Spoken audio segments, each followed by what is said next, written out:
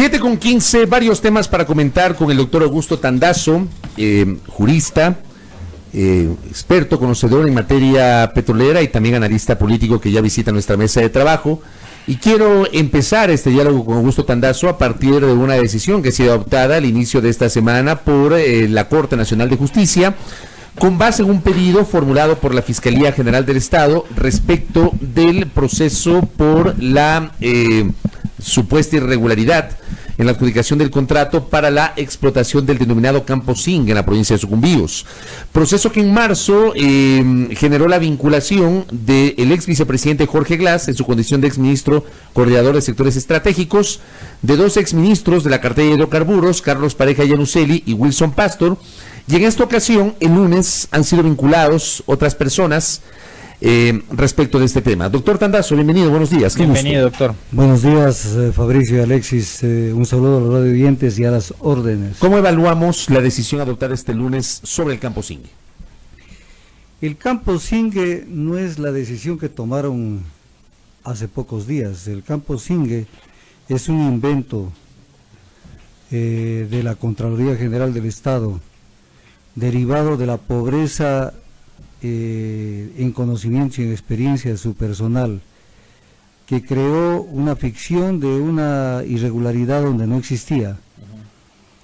Pero yo lo único que sostengo como tesis es esto, para que se vea que yo no estoy defendiendo a nadie en particular. Lo que han actuado con el caso Zinc van a tener que replicarlo con los demás contratos petroleros. ¿Por qué lo dice? Porque esa lógica de razonamiento que llevaron adelante en el caso Zinc tiene que llevarlo con los demás. Por ejemplo, que tenía que presentarse la tarifa desagregada. ¿Cuáles de los otros decenas de contratos se ha presentado la tarifa desagregada? ¿Se presenta una sola tarifa? Sí, está la tarifa, pero la empresa no está obligada a desagregar. ¿A explicar en qué consiste la tarifa? ¿Por qué? Porque un componente de la tarifa es el riesgo. Y el riesgo para el Estado es uno, para la empresa es otro. Entonces nos van a poner de acuerdo. Estamos hablando de la tarifa de producción de barril. La tarifa que le paga el Estado por producir un barril. Okay. Segundo, el tema de que había que explotar nada más que las reservas que les entregaron en el campo y que cualquier incremento de las reservas se lo veía como algo anormal.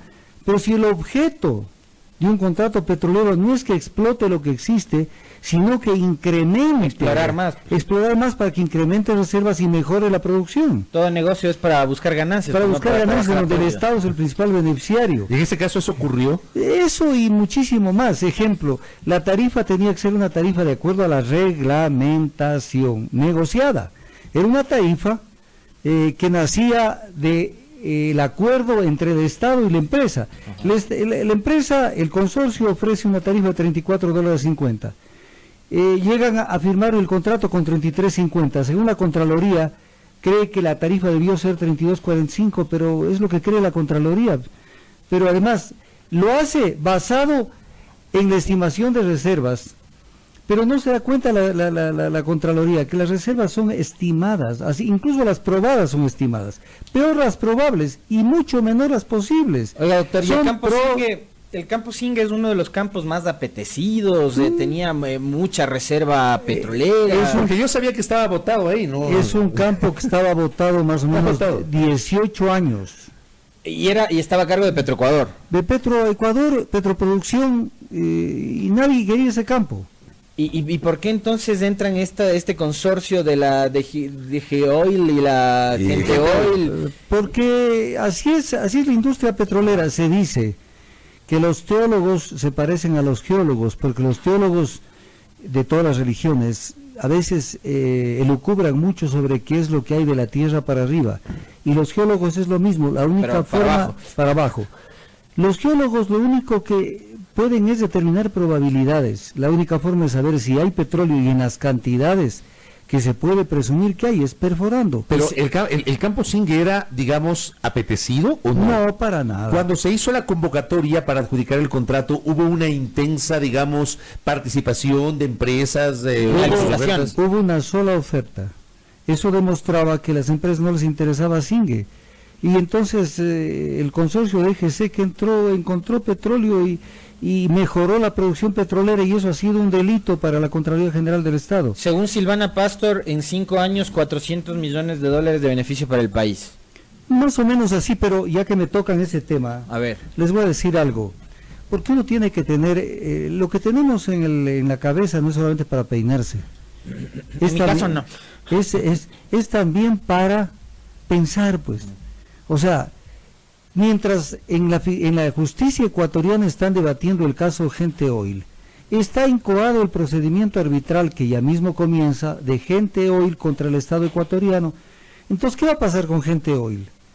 Que como tiene todos los argumentos técnicos, que no los conoce la Contraloría, no los quiere ver, por sus deficiencias técnicas, su desconocimiento. Gente Oil, eso me la juego, pero así les firmo ante notario. Gente Oil le sacará al Estado una cifra espeluznante de dinero por haberle creado el problemón en el contrato.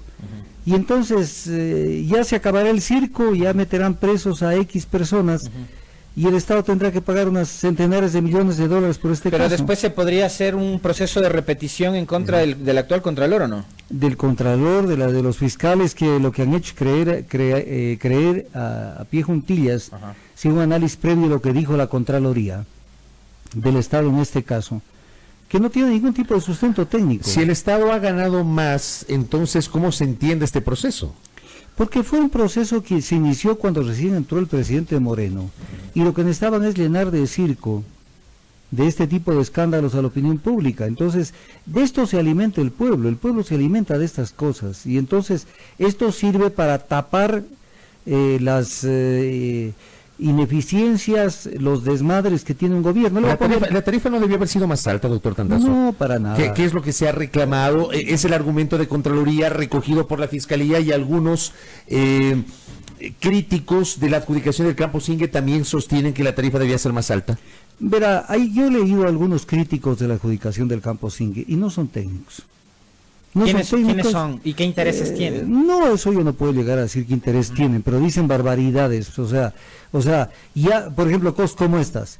Es que ya se sabía que habían más reservas. No seas infeliz. No se sabía, pues, porque las reservas cada año las certifica la Dirección Nacional de Hidrocarburos en su momento, y ahora los órganos que sustituyeron a la dirección. Entonces no se sabía, pues. Demuestren con un documento, prueba, y digan, aquí está la prueba de que las reservas eran más y que les hicieron aparecer que eran menos. Yo le quiero preguntar sobre el tema de la tarifa. Al ser un solo oferente, una sola empresa que participó, ¿estaba obligada a negociar con el Estado, o el Estado estaba obligado a aceptar la tarifa que le haya ofrecido el oferente en este caso? Estaba obligada, había la posibilidad de negociar, y la empresa se sujetó a la negociación. Sí hubo negociación, entonces. Claro, pues, no es que el Estado aceptó la tarifa que le impuso el consorcio. No, 34.50 propuso el consorcio y llegaron a 33.50. Aquí le voy a decir algo importante, pero espérese. Y llegaron a una tarifa consensuada, y dice el reglamento, de no ponerse de acuerdo, se declarará desierto el concurso. Así de sencillo. La empresa aceptó 33.50 y eso es un acuerdo entre las partes. Y el Estado no puso reparo ni nada por el estilo. El Estado no puso reparo en nada en este tema. Entonces, el tema de la tarifa es un tema absolutamente resuelto. Oiga, doctor, pero aquí hay dos cosas, ¿no? Una, el procedimiento que sigue, primero el informe de Contraloría, el procedimiento que sigue posteriormente Fiscalía, y las últimas decisiones que son vincular a 5 exfuncionarios más, y la investigación periodística. Es decir, que la investigación periodística no tiene sustento.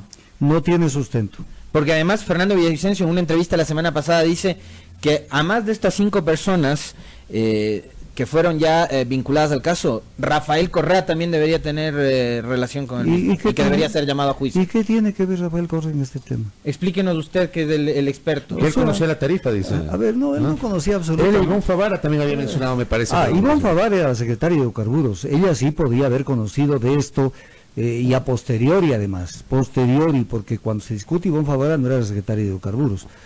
Pero el presidente Correa, él lo que recibe es una carta de Digoil en algún momento, donde le dice, vea, ayúdenos porque tenemos una inversión realizada con otro consorcio, con el consorcio petrolero amazónico, para los campos Pucuna y Singue, en el anterior contrato que lo terminaron unilateralmente. y le dice ayúdenos porque tenemos una inversión. Y entonces esa carta, llega la carta y cuando ya la carta llega a la presidencia ya habían terminado unilateralmente el contrato. Entonces, ¿en qué favoreció Correa a ese contrato que además es un contrato anterior que no ha sido analizado por la Contraloría, en este caso que está en la Fiscalía?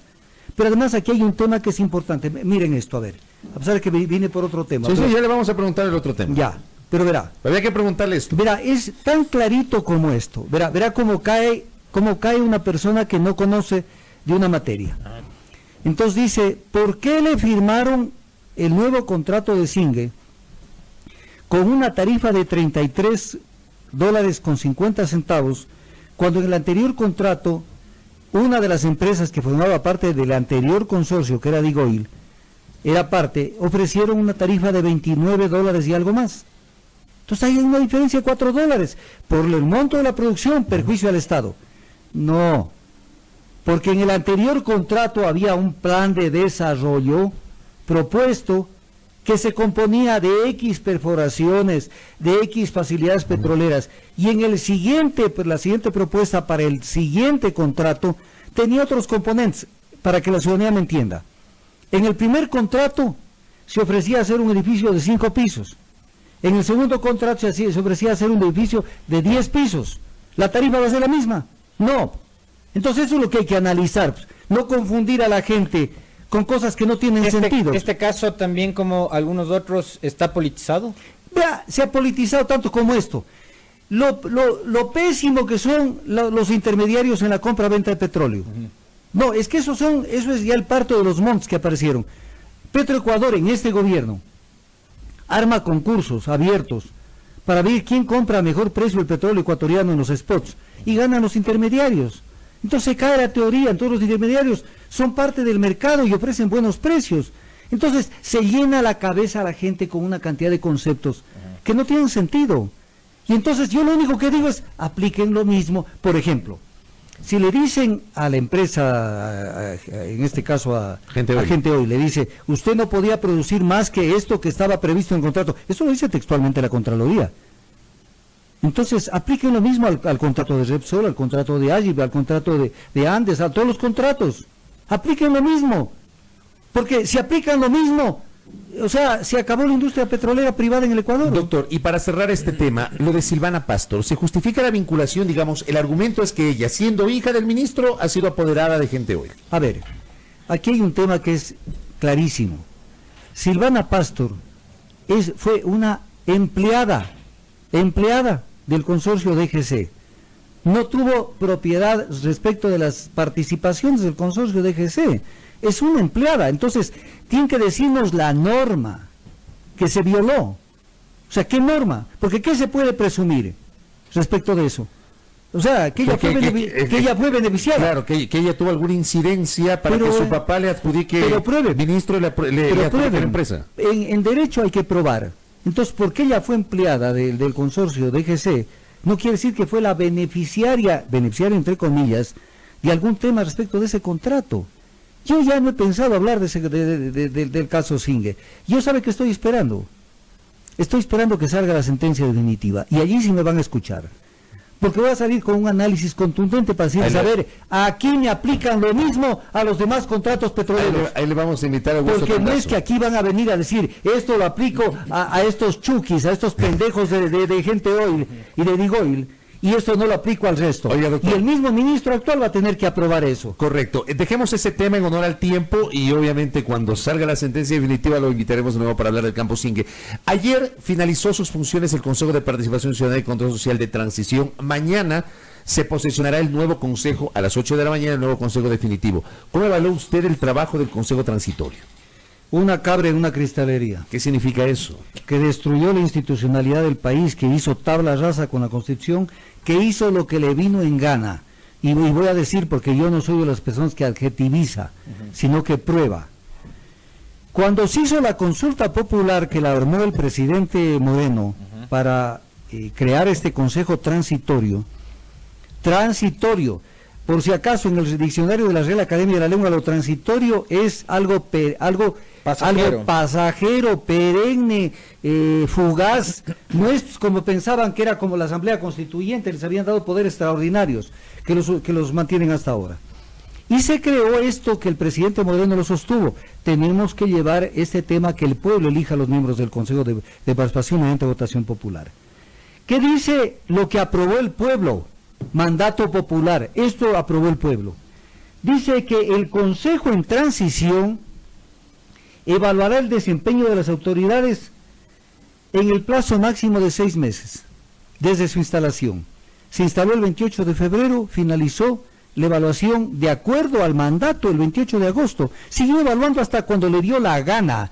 Y es más, hasta el último de sus días lo ratificaron al Contralor Celi cuando ya llevaban 400 y pico de días. Lo ratificaron y además dejaron que cumpla el periodo para el cual fue elegido Polit, ¿no? Sí, pero aquí viene un tema grave. Ajá. Porque primero vamos en orden, ya que me toca el tema Celi. En declaraciones de Trujillo del 23 de abril de 2019, diario El Universo, yo siempre cito la entrevista que dio a diario El Universo. Habla de por qué debían haberlo designado a Celi. Dice que no lo designaron porque qué culpa tenemos, dice, si había el proyecto de crear un tribunal de cuentas. Y le echa la pelotita al Ejecutivo. Al Ejecutivo, dice. Dice, nosotros podíamos haberlo nombrado. Esto es gravísimo.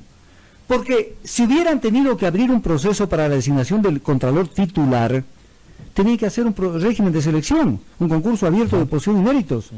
Y entonces él está aquí diciendo, nosotros hubiéramos nombrado. O sea que la llamada 80 personas más o menos que hubieran participado y a unos 20 que hubieran seleccionado, y los concursos y la prueba oral y la prueba escrita era un cuento. Porque él dice, nosotros pudimos haberlo nombrado. Pero luego terminan ratificándolo. Y dice porque él era el subcontralor. ¿Qué dice la Ley Orgánica de la Contraloría General del Estado? Artículo 33. El subcontralor general del Estado será designado por el Contralor General. Entonces viene la pregunta. A la fecha en que asumió y se declaró Contralor subrogante de aquí hasta el fin de los siglos, rompiendo una acción personal. ¿Quién era el Contralor General? Carlos Poli. A Carlos Poli la Asamblea lo destituye a posteriori. Y Carlos Poli deja designando a Sabet Chamún como entonces, su sustituta. No era él el Contralor General subrogante. Lo que había que hacer es un concurso.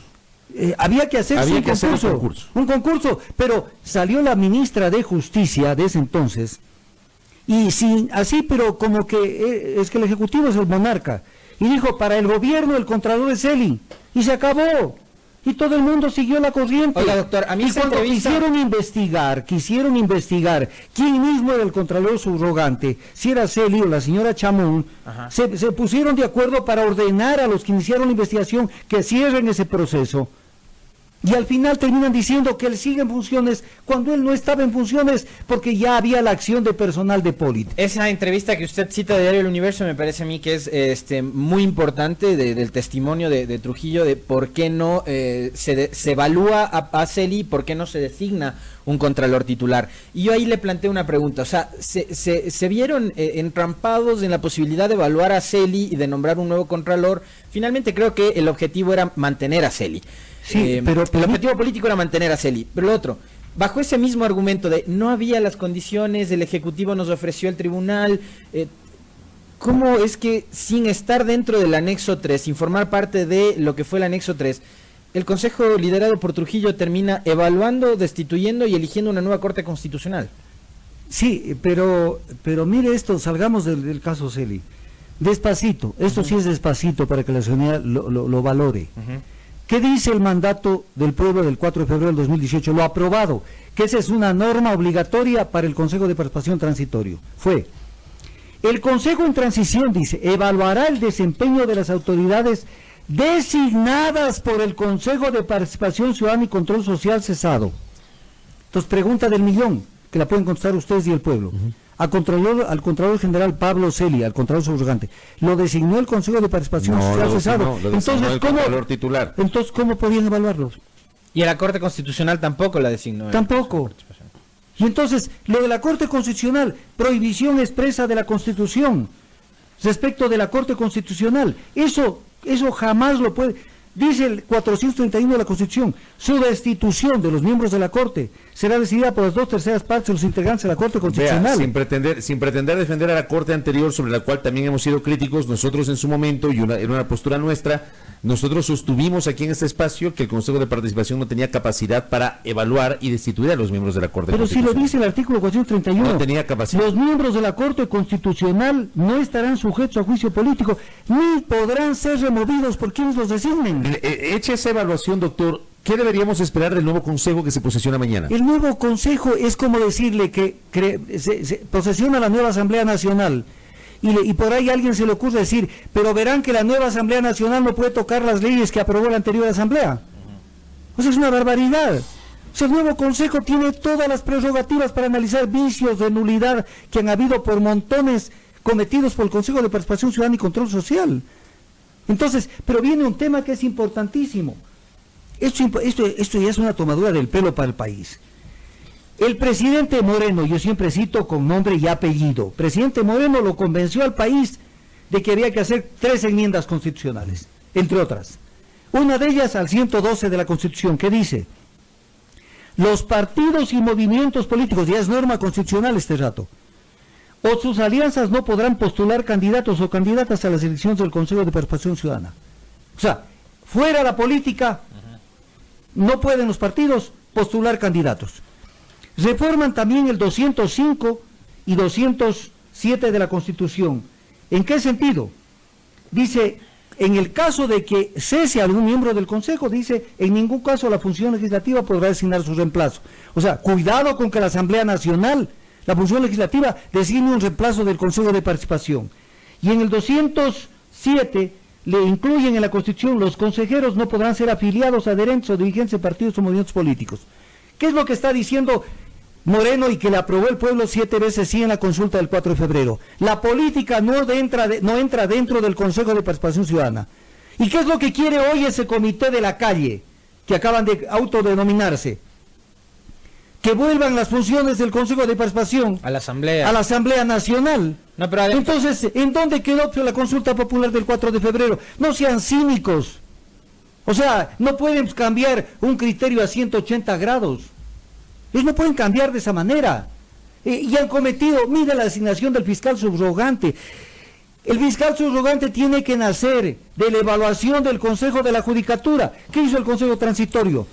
Dijo, como no me enviaban la lista, eso declaró Zavala, dijo, vimos un fiscal que reúna los méritos y lo nombramos. Pero es que el Código Orgánico de la Función Judicial no le dice eso al Consejo. El Consejo de la Judicatura Transitorio fue una vergüenza. Sí, fue una vergüenza, pero mire lo que hizo también el Consejo Transitorio. Es que el Consejo Transitorio... Oiga, me queda un minuto, se me termina el tiempo. No, pero es que tiene que darle más tiempo. Dele un minuto, le voy a invitar de nuevo. Funciones del Consejo de la Judicatura: dirigir los procesos de selección de jueces, así como su evaluación, ascensos y sanción. Dirigir la evaluación. ¿Qué hizo el Consejo de Participación? Al Consejo de la Judicatura, presidido por Marcelo Merlo, le prohibió que ponga en vigencia este artículo de la Constitución para que evalúe a los jueces de la Corte Constitucional. ¿Qué facultad sería el Consejo para suspender los efectos de la Constitución? Oiga, pero viene un tema final que no quiero que se me vaya. ¿Cuál es el tema que nos va a plantear? El tema final es esto. En un minuto. En un minuto, no por favor, más. Igual le voy a comprometer para que venga de nuevo. Juan José Morillo, vocal del Consejo de la Judicatura. Estuvo ayer aquí. Ya. Hablamos igualito. Y no sé si le preguntaron. Lo siguiente, dice que han conformado a 13 evaluadores para que estos evaluadores evalúen a los jueces. Ajá. Y entre otros a los jueces de la Corte Nacional de Justicia. Entonces sucede que no es el Consejo de la Judicatura el que los va a evaluar. No, pues van a traer unos externos, aquellos académicos para que... Van a hacer esas comisiones traídas de la calle, con un grupo de evaluadores. Entonces el Consejo de la Judicatura no está asumiendo su responsabilidad del artículo 181, numeral 3, que es dirigir la evaluación. Está violentando la Constitución. Ellos...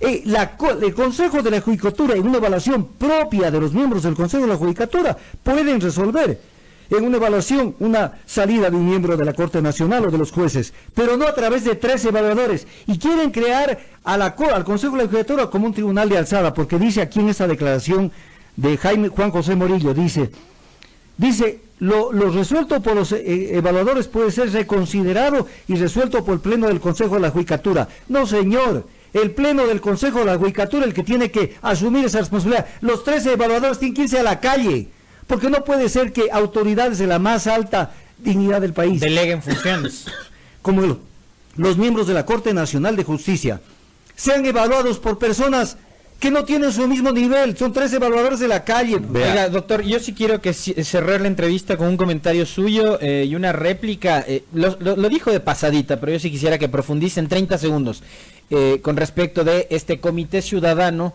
que busca convocar a la consulta popular y llevar adelante la propuesta de Julio César Trujillo y de otros actores políticos que además pedían votar nulo en la última elección, para llevarnos nuevamente a las urnas y ahí definir la desaparición del Consejo de Participación. 2 cositas rápidas. La primera, 11 de abril de 2019, Diario El Comercio, yo siempre cito fuentes.